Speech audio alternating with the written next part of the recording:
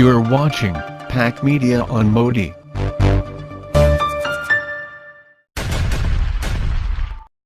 We're back here on I-24 News, continuing the conversation. Israeli Prime Minister Benjamin Netanyahu on day one of a 6-day visit to India, the first by an Israeli Prime Minister in 15 years. Here with me in the studio, Senior International Affairs Correspondent Owen Alterman, and joining us from Bangalore, David Kainan, the Vice Chairman of the Indo-Israeli Chairman of Chamber of Commerce.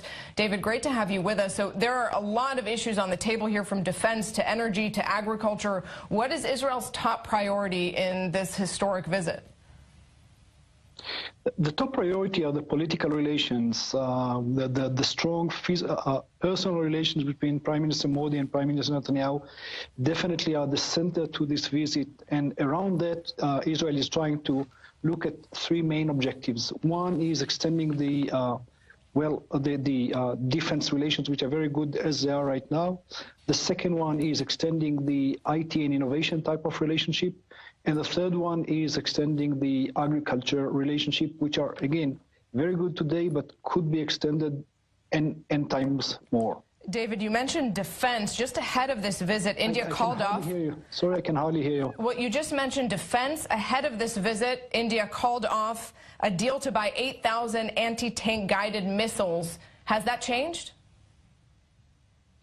The latest half-official rumors is the deal would be changed from being a company-to-government type of deal into a government-to-government type of deal, which would allow the Indian government to select who would be the local manufacturer of these missiles.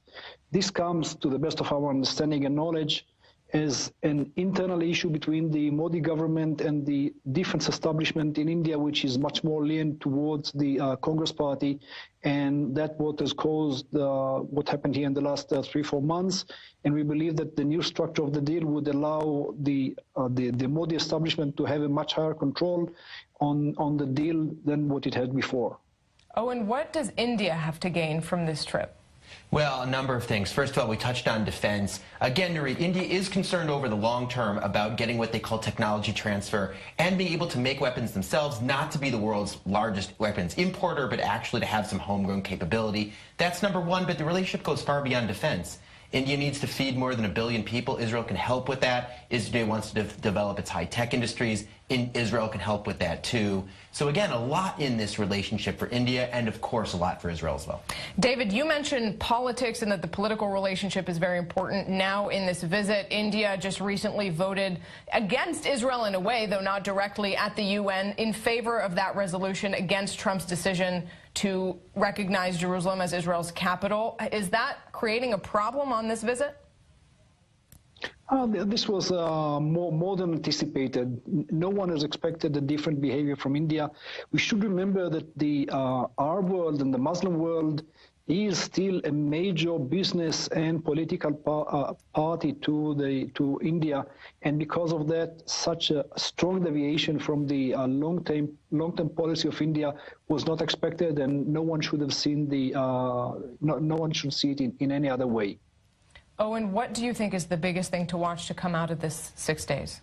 Well, again, the economic element is very, very important. But, Nurit, as with any of these trips, the most important fact is the fact that it's happening. I don't have to tell you, this is a country that traditionally has felt isolated on the international stage. Prime Minister Netanyahu has marked as a goal trying to break out of that isolation, claims a lot of successes, but maybe no success bigger and more important to Israel than the relationship with India. That's why that vote at the United Nations came as a disappointment. But we've just heard a lot of Israelis trying to move beyond that. The relationship is just that important to Israel. David, briefly before we let you go, what would you say is the top priority here out of all those issues that Israel is looking to achieve? What is the #1 deal that needs to happen for this visit to be a success?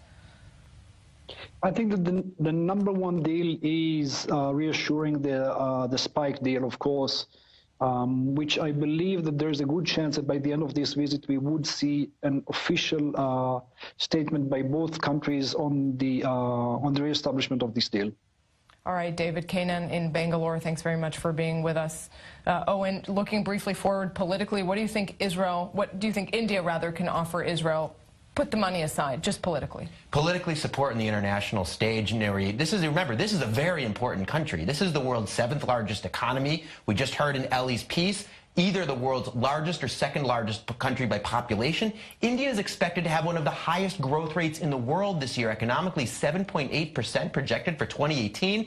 That's insane for a country the size of India. Could soon be the world's fifth largest economy. Looking decades ahead, along with the United States and China, will help run the world. So again, no country almost on the international stage, other than maybe the United States, may be more important to Israel at this point than India. A lot at stake. Owen Alterman, thanks very much for being with us. And two very big stories for the Middle East and for the future of this particular part of the Middle East happening now. As we mentioned, that big PLO meeting in Ramallah with Mahmoud Abbas speaking, giving a pretty surprising speech, and Israeli Prime Minister Benjamin Netanyahu looking to forge new friendships abroad. We'll keep a close eye on both of those as this week goes on and those speeches and visits develop. Stay right here with I-24 News every hour.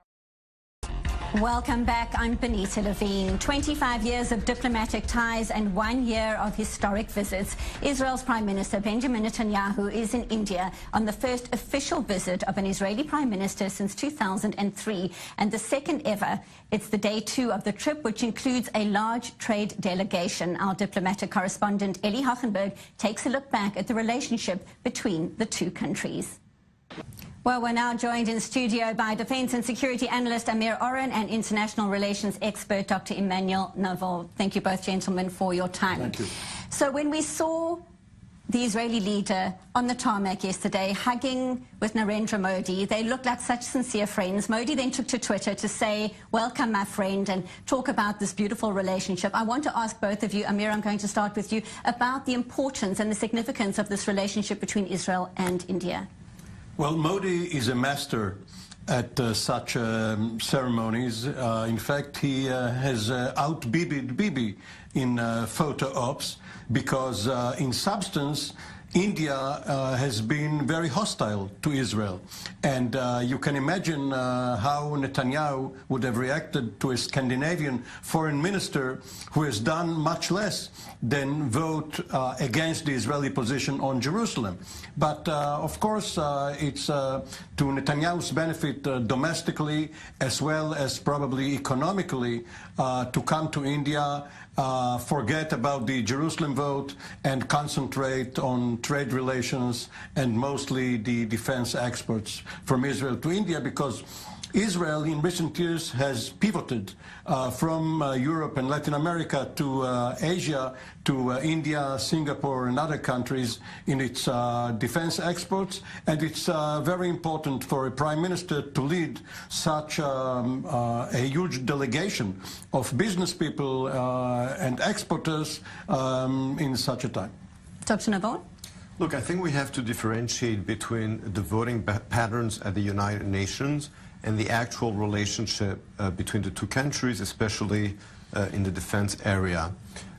It is true that India voted against Israel or against the United States a couple of weeks ago on the issue of Jerusalem, but don't forget that India has a large Muslim minority of about 15%, that it cannot ignore the sensibilities of its Muslim population.